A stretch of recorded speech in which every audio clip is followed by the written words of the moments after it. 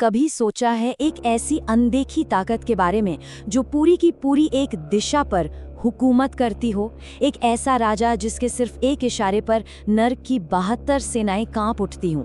आज हम dark mythology और गुप्त विद्या के एक ऐसे ही गहरे और रहस्यमयी किरदार को जानेंगे जिसका नाम है कोर्सन। कभी ऐसा महसूस हुआ है कि पश्चिम से जो हवा आ रही है उसमें कुछ अजीब है, कोई अनजानी सी ताकत? यही सवाल सदियों से उन लोगों को परेशान करता रहा है जो इस अनदेखी दुनिया के राज खोलना चाहते हैं।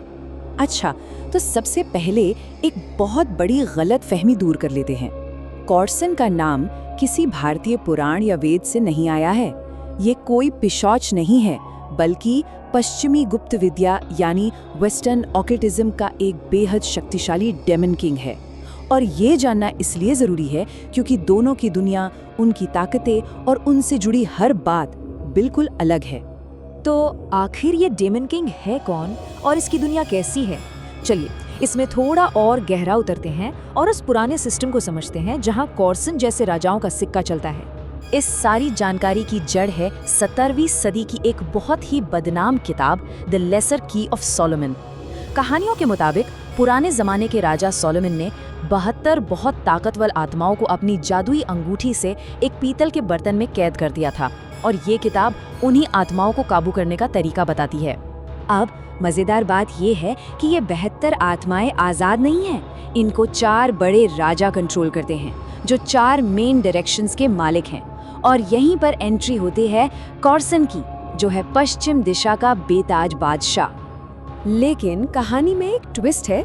अगर हम 1577 की एक और भी पुरानी किताब स्यूडो मोनार्किया डेमोनम को देखें तो वहाँ कोर्सन को, जिसे गॉर्सन लिखा गया है, पश्चिम का नहीं बल्कि दक्षिण का राजा बताया गया है। इससे पता चलता है कि ये बातें पत्थर की लकीर नहीं थी, बल्कि वक्त और अलग अलग ट्रांसलेशंस के साथ बदलती रहती थी। नाम में ये जो फर्क दिख रहा है ये पुरानी किताबों में बहुत आम था। अलग अलग भाषाएं थीं और हाथ से नकल करते हुए गलतियां भी हो जाती थी। इसीलिए एक ही एंटिटी के कई नाम मिलते हैं, जैसे गोर्सन या कर्सन। तो चलिए अब उस हिस्से पर आते हैं जो सबसे ज्यादा रोमांचक और खतरनाक है। इन पुरानी किताबों के हिसाब से इतने ताकतवर राजाओं को बुलाने का तरीका क्या था? यहाँ से हमें थोड़ा संभल कर बात करनी होगी। इन किताबों में साफ साफ चेतावनी दी गई है कि ये कोई खेल नहीं है, ये बस ऐतिहासिक जानकारी है, कोई हाउ टू गाइड नहीं। इन तरीकों में जरा सी भी चूक के अंजाम बहुत भयानक हो सकते थे। ये पूरा प्रोसेस बहुत सटीक होता था, नियमों से बंधा हुआ। पहला कदम अपनी सुरक्षा के लिए एक जादुई घेरा बनाना, फिर जिस आत्मा को बुलाना है उसके लिए बाहर एक त्रिकोण तैयार करना। कोर्सन के लिए बुलाने वाले का चेहरा हमेशा पश्चिम की तरफ होता था, और तीसरा, क्योंकि कोर्सन एक राजा है, उसकी खास मोहर यानी सुजिल को चांदी जैसी कीमती धातु पर ही बनाना पड़ता था। हर एक स्टेप बहुत जरूरी था। और सबसे जरूरी बात, इन किताबों के मुताबिक ये राजा कोई छोटे मोटे काम करने के लिए नहीं थे। इन्हें सिर्फ बहुत बड़े और खास मौकों पर ही बुलाया जा सकता था, वो भी पूरी गंभीरता के साथ। तो सवाल ये उठता है कि कोई इतना बड़ा खतरा मोल क्यों लेगा? इसका जवाब छिपा है पावर और खतरे के बीच के उस पतले से धागे में, जहां एक तरफ असीमित फायदों का लालच था तो दूसरी तरफ सब कुछ तबाह हो जाने का डर। वजह थी लालच, अलग अलग तरह का लालच। कुछ लोग दुनिया के छिपे हुए राज जानना चाहते थे या दबे हुए खजानों का पता लगाना चाहते थे। कुछ अपने दुश्मनों को हराना चाहते थे और कुछ दूसरी आत्माओं को अपने काबू में करना चाहते थे। ये सब पादर की भूख थी। सोचिए जरा उस ताकत के बारे में जो कायनात के नियम बदल सके। बस यही वो लालच था जिसके लिए जादू टोना करने वाले अपनी आत्मा तक दांव पर लगा देते थे, क्योंकि अगर प्रोसेस में एक भी गलती हुई तो इसकी कीमत बहुत भयानक थी।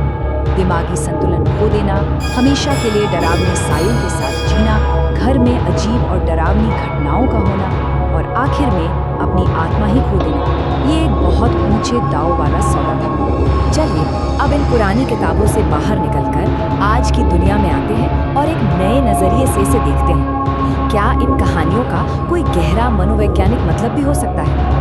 मशहूर साइकोलॉजिस्ट कार्ल युंग का मानना था कि ये डेमन्स या राक्षस असल में कहीं बाहर है ही नहीं, बल्कि हमारे ही दिमाग के अंधेरे कोने हैं, जिसे वो हमारी शैडो सेल्फ कहते थे।